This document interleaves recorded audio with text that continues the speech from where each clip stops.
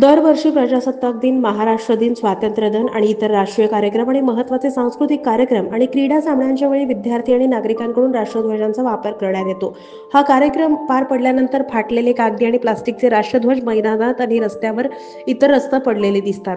राष्ट्रध्वज पायदळीत उडवले जातात, त्यामुळे राष्ट्रध्वजाचा अवमान होतो. राष्ट्रध्वजाचा अवमान करणं आणि त्याची विटंबना होणं हे बोधचिन्हे नावे अधिनियम 1950, राष्ट्रीय प्रतिष्ठा अवमान प्रतिबंध अधिनियम 1971 तसेच ध्वजसंहितेच्या तरतुदीनुसार दंडनीय अपराध आहे. केंद्रीय गृह मंत्रालयानं दिलेल्या निर्देशानुसार राष्ट्रध्वजाकरिता प्लास्टिकच्या वापरास मान्यता नाही.